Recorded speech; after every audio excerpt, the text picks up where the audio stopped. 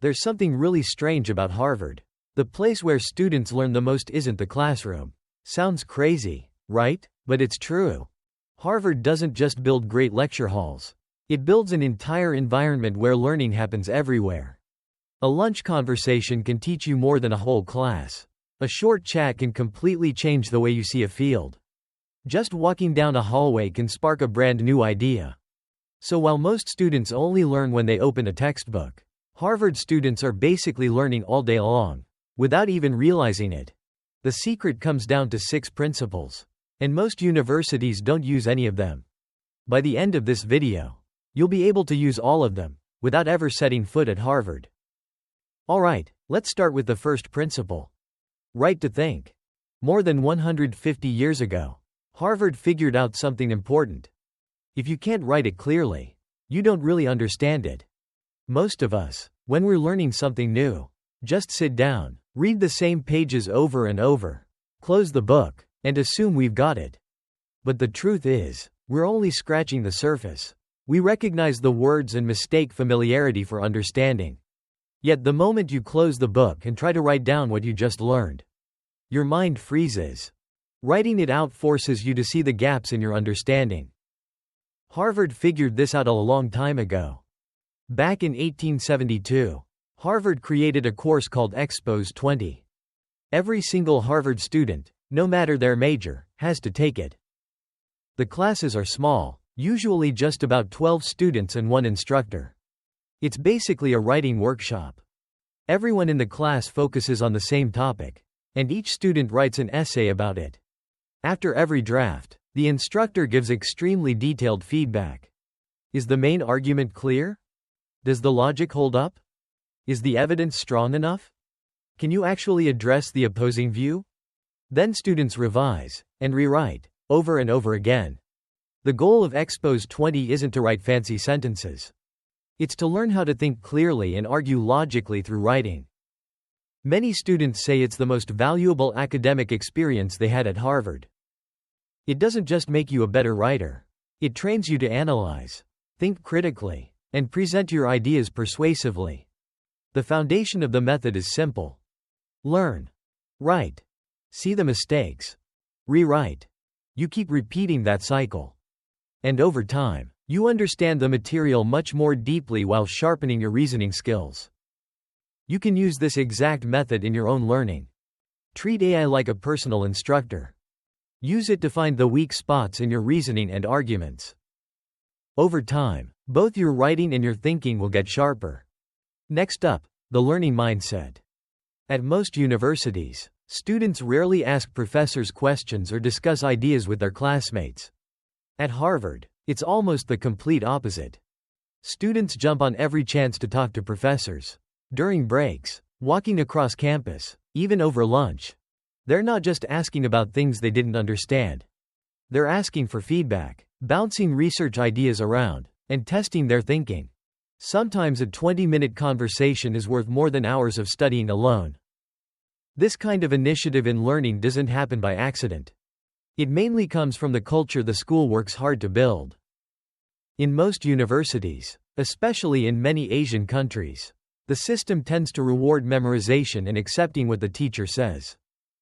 At Harvard, professors care more about the quality of your thinking. They actively encourage you to question them and push back. Here's a clear example. In many Harvard classes, 50% of your grade comes from exams. The other 50% is based on how actively you participate in discussions and contribute in class. So students aren't just memorizing information. They're learning to analyze, defend their views, listen to criticism, and change their mind when someone makes a stronger argument. That's a very different approach from the traditional rote learning model. Next method, active learning. Research shows that this is one of the most effective ways to learn, and it's the method most Harvard students actually use. Most of us are still learning passively. We just take in information by listening to lectures, reading, highlighting, listening to audiobooks, and filling notebooks with notes. It feels productive, but the results are usually pretty weak. Active learning is the opposite. It forces you to pull the information out of your own head. That keeps your brain constantly working and thinking. Passive learning is like standing in the gym holding a bubble tea in one hand and a slice of pizza in the other, just watching other people lift weights. It's not going to get you anywhere. Active learning is like working out your brain. And just like muscles, the more you train it, the stronger it becomes.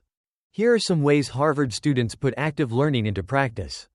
First method, active recall. To make what you learn stick, follow these steps. Read the material. Close the book and try to recall everything you just read. Open the book and check what you got right, what you missed, and what you got wrong. Close it again and recall once more. Keep repeating this cycle until you can recall everything without looking at the book. When you use this method, it will feel uncomfortable. But that discomfort is exactly what helps the information stick. Next technique, the Feynman technique. The core idea is simple. If you want to truly master something, teach it to someone else. After you finish learning a topic, stand up and imagine you're teaching it to another person. You can say it out loud or just think it through in your head. Don't just repeat the exact words from the book. Instead, explain it in your own words, using your own examples. The moment you can turn dry textbook language into your own words and your own understanding, that's when the knowledge truly becomes yours. Next method, spaced repetition. Here's the simple version. When something is important and you really want to remember it, review it after these intervals. 1 day, 3 days, 7 days, 14 days, and 30 days.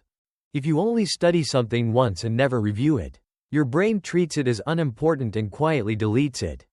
That's why review matters. And research has shown that those intervals are some of the most effective times to reinforce your memory.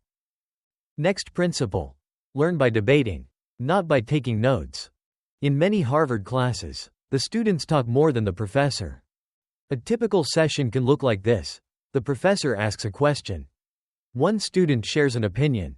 Another student challenges it, and the professor keeps pushing with follow-up questions. The goal isn't to memorize the right answer. It's to learn how to think, how to reason, and how to defend your point of view. One thing many Harvard alumni say is this: the best students aren't always the smartest ones. They're the ones who prepare consistently, ask a lot of questions, openly admit when they're wrong, and keep fixing their mistakes. Over time, good habits make a much bigger difference than raw talent. Most of us will never have a learning environment as strong as Harvard's. But we can still use AI to create something similar. Treat AI like a teacher. Learn from it. And whenever you notice that its reasoning is weak or incomplete, challenge it. Ask questions. Push back. This process will steadily improve both your knowledge and your critical thinking. Final principle. Build your learning environment. Most Harvard students live in the university's residential houses. There are about 12 of these houses, all located around the main campus. Each one houses between 350 and 500 students. These houses provide almost everything students need: dining halls, study rooms, libraries, and gyms. And it's not just students who live there. Many professors also live and work in the same community. The result is an environment packed with some of the most talented students and professors in the world. As the saying goes, you become the average of the 5 people you spend the most time with. This kind of environment constantly pushes students to improve. Environment is stronger than willpower. So take the initiative to build a strong learning environment for yourself. The simplest way is to go to the library regularly. When you see other people working hard around you, it naturally motivates you to work harder too.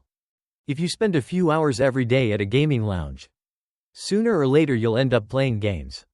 But if you spend a few hours every day in the library, sooner or later you'll open a book. That's the power of environment. In the end, Harvard's system works so well because it's designed to make passive learning almost impossible. This system isn't cheating, but it does give their students an unfair advantage. Because almost no one else is taught to learn this way. And now, you know. The only question left is, what are you going to do with it?